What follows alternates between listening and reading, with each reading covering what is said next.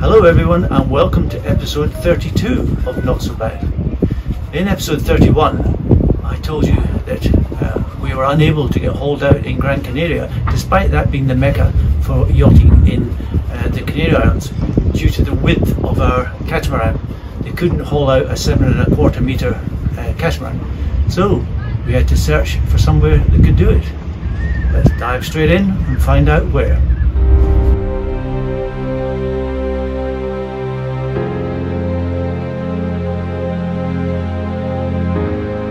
So what's occurring? Good morning everybody. Today is the 1st of October 2022 and we've been here at this marina since the 21st of August, and we decided that it's time to move on. So we're sailing along today, Captain. What's up? Where are we going? Well, that's a good question. We've been unable to get anyone to answer our emails or telephone calls, so we're just going to wing it. But anyway, we're detached from the dock apart from the four corners, which we're just about to do now, and then we're on our way. On our way, let's go! Over and out.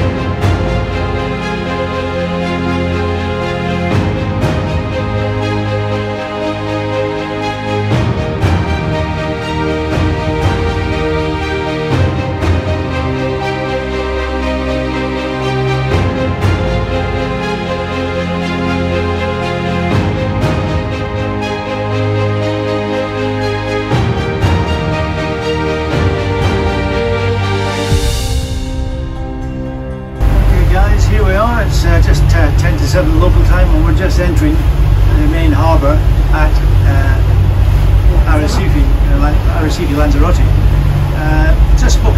Sandra has just spoken to the marina, and they're all ready for us. We're going to a place called a stop called Juliet 28. Apparently, no idea where that is, but we're going to be in here somewhere in the marina where everyone else is. But it looks like we have to go all the way around here through this channel here, but that's fine. Yep, Lanzarote, here we come. Yep. Over and down. Okay guys, here we are in Marina Lanzarote. That enormous travel lift is the reason we've come here. It can take 820 tons upon it, which is obviously way more than we need, but it can take a 7½ metre boat. So we're in. And we're parked here alongside. We should maybe have parked the other way around, because the pontoon is very, very low. It's right on the waterline, sort of thing, and it means that it's quite a big jump down. If we'd had the stern too, we could have slipped off the back more easily. We might turn it around tomorrow. But anyway, here we are in Marina Lanzarote. We saw our apartment on the way in. We've got an apartment booked for when we're on the hard, and we did 35 miles today, 35.3 miles, which is fine. Strongest wind, doesn't really matter much, 27.1 knots, and we did 6.1, and that was when we turned into the harbour. We didn't put on any more power into that. It's just that we weren't smashing into the wind and the waves, and it was much better. On the 10th of October, our very good friends Noel, or Ozzy as he's known, Ozzy Osbourne, and his lovely wife Lynn came to visit us for a few days. It was also Sandra's mother's 96th birthday, and we had a bit of a celebration on both accounts. The next day, October the 11th, we were scheduled to be hauled out at lunchtime, but the manager of the yard came past while we were still in bed basically and said, "There's no wind, let's do it now." And that was very fortunate that Ozzy and Lynn were there to help us, because we needed the hands on the lines and defenders. The guys are walking us back into the lift out. It's very tight. It's 8 metres wide and we're 7.3 metres wide, so it's pretty tight.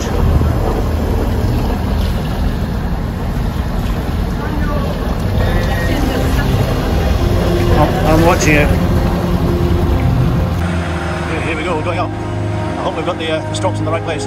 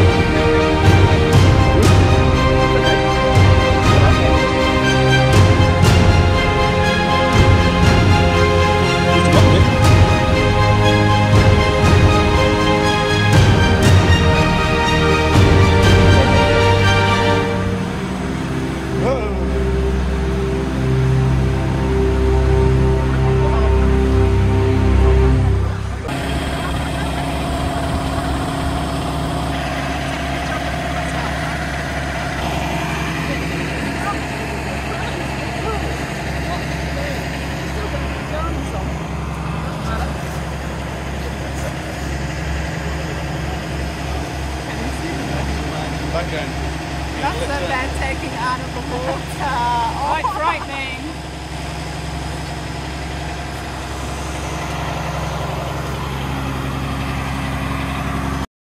So you may well be wondering now why we've gone to all the trouble of getting the yacht out of the water and all the expense that entails. Well, those of you who followed us from the beginning will know that early on we had a lot of trouble with water, particularly in the forepeaks. This was traced to a large extent. It seemed to be coming from the end plates of the crossbeam, which is the thing that connects the two hulls at the front and on which the forestay is mounted. They have end plates on them which are bolted into the hulls, and water was coming through there. Clearly, I mean, it was gushing through.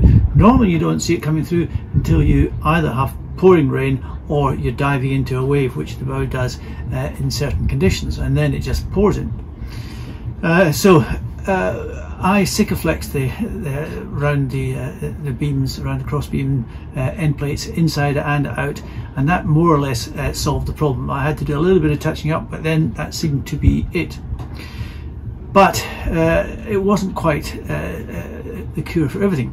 We still had a little bit of water coming in on the starboard hull, or a reasonable amount of water coming in the starboard hull, and just a little bit of water coming in the port hull.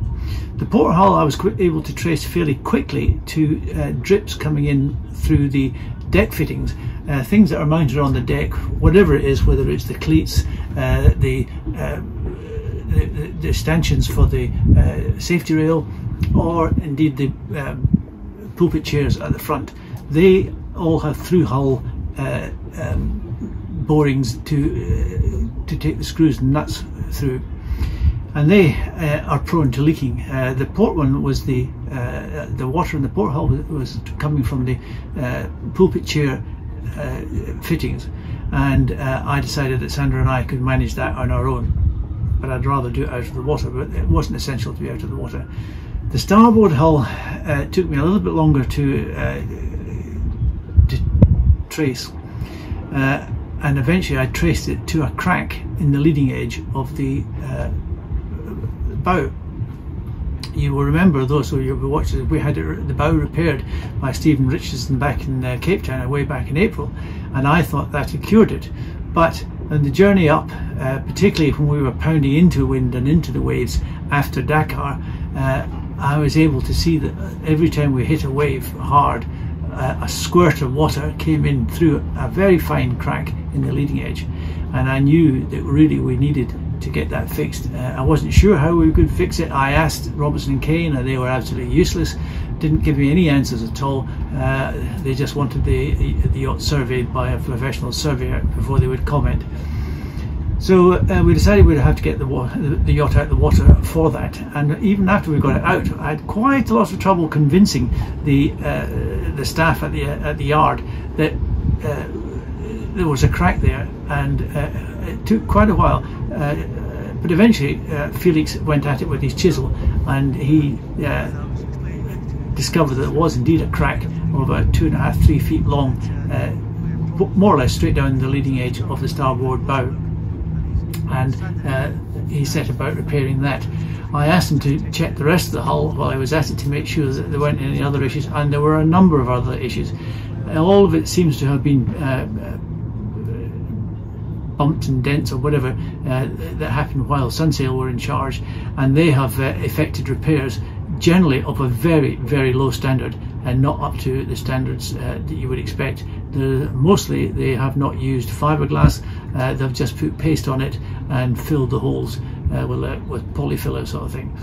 So it's very disappointing. I did ask them if they could tell me the history of the yacht in terms of crashes and bumps and so on, and repairs, major repairs to the hull, and they said they didn't keep records of that sort of thing. I thought it was pretty disingenuous at the time, and I've discovered since we've had the yacht out of the water that that's exactly what it was. They knew there was a lot of repairs, and they were not telling me anything about it at all. But fortunately Felix was at it, and he discovered a number of places. The rear side of both keels needed some work, particularly the starboard one.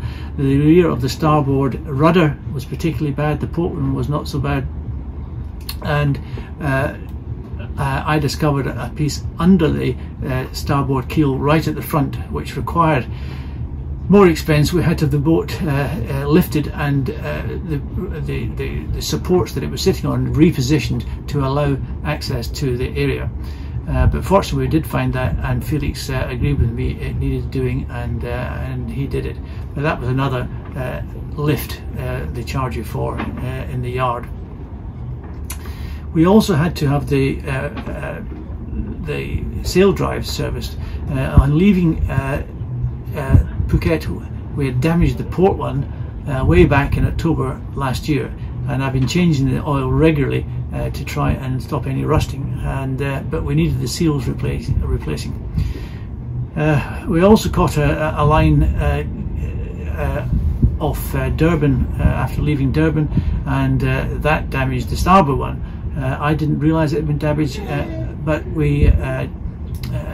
I asked the serviceman who was there to change the oil on the starboard while he was at it, so that both oils were the same vintage, and he pointed out that there was water in the oil as well. So in fact we had both seals, both sets of seals replaced, so both sail drives were done. We changed the anodes on both as well, and we then had the propellers painted, so they should be all reasonably shipshape. I wanted to have the hull completely stripped down to the gel coat, and then a proper anti-foul put on. Unfortunately Alessandro didn't think, said he didn't have enough manpower to do that in time available, so we were reduced to just doing the worst of it, and then putting on new anti-foul, which seems to be pretty good. I have to say, it's in a lot better condition than it was when we got it from Sunsail. But hopefully, hopefully it will last, but only time will tell. Yeah, so here we are. We were supposed to go back in the water this afternoon, but it's not going to happen today. It looks like it's going to be tomorrow, so it might be a good time to have a quick look around and see what we've had done.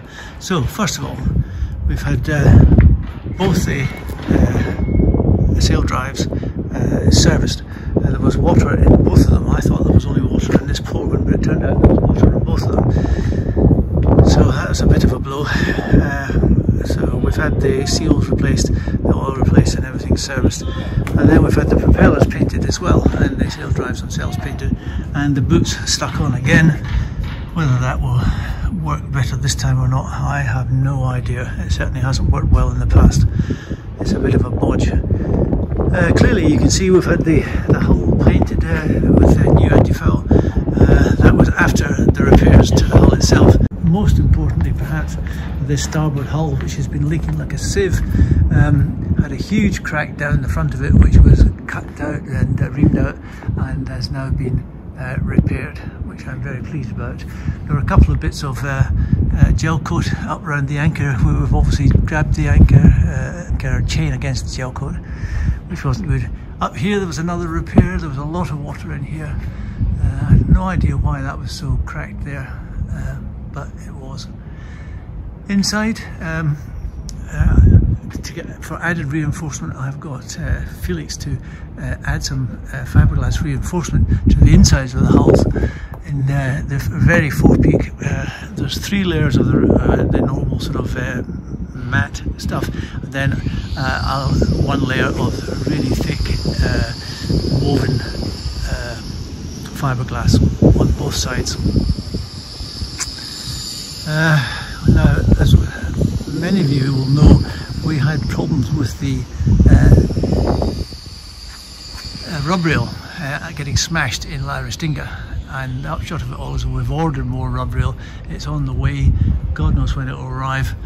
So the plan is that we'll go back in the water and the new rub rail will be fitted at some time after it arrives. Further astern, Sandra and I have replaced the rub rail on the starboard hull. It wasn't the original kind, which this is.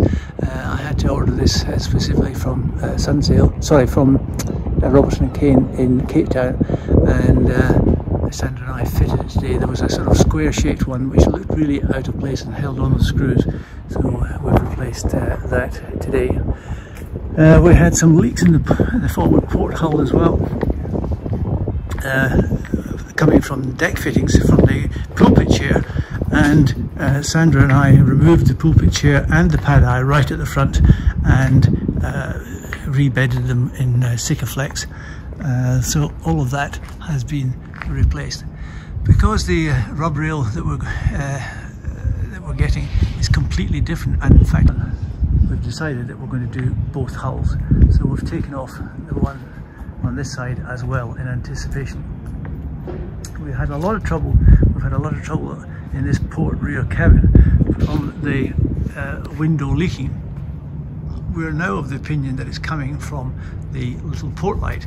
All the main cabin windows have what's called a port light, which is this little opening window, and they're the same as the ones in the toilets. And they leak like sieves. All the toilet ones leak like sieves as well, and it was so difficult to get spare parts in the end. What we decided to do was just replace the window, take it out completely, and we've fitted a new piece of perspex on the outside, and it's all Sikaflexed on, and Felix finished that off today.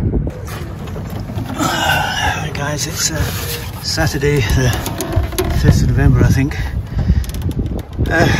Despite us removing this port light in dry dock in Marina Lanzarote, that did not stop this window leaking, and we've decided that it needed to replace the seal all the way around the outside. In an ideal world we'd do the whole thing, but it's a really big job.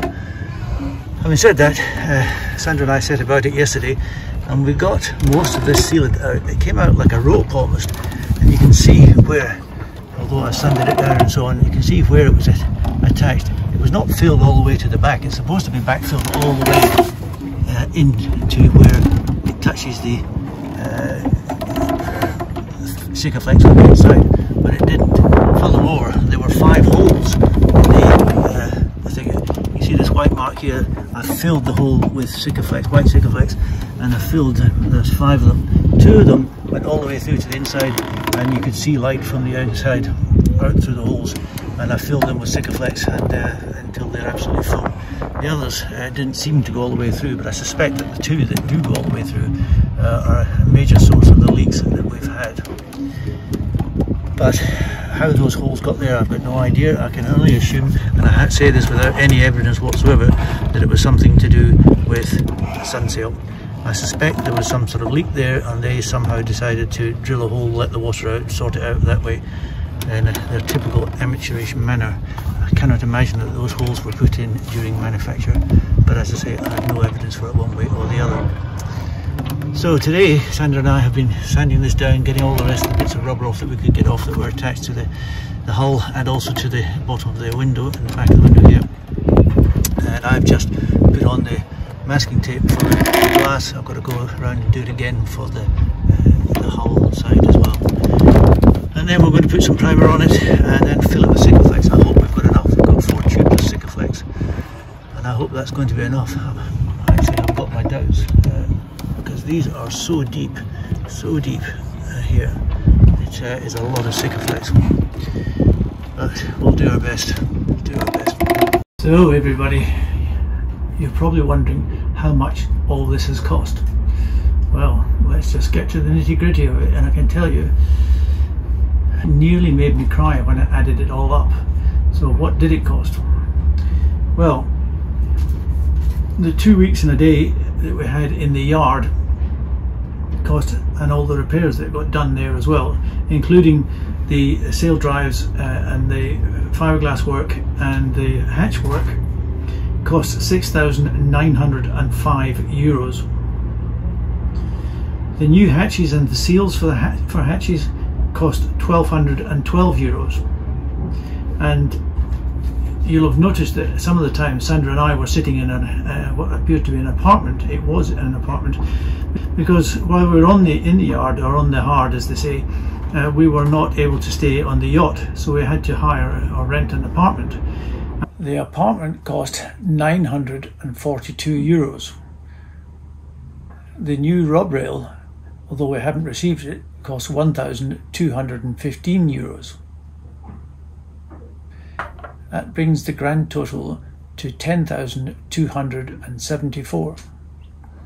Going back to previous episodes, in episode 30 we spent $5,279. In episode 31 we spent $4,994. Together with $10,274 in this episode, it brings the grand total to $20,547. A sobering amount of money, and testament to the costs of cruising. You might ask, well, I think the first thing is we weren't as shipshape when we left Phuket as we thought we were. This yacht has been badly treated and badly repaired, and we set off in that sort of condition. But also, you know, we've sailed 12,000 miles, and that's quite hard on a yacht, and I think we have learned we have to be a little bit more gentle with the yacht, try and not damage the rigging or damage the rope work or any of it. So going forward, we'll try and be a little more gentle with the yacht, and hopefully we can have at least 6 months without any further costs. Thank you for watching episode 32. Please like, subscribe and hit the bell, and join us next time for our roundup of our Canary Island experience.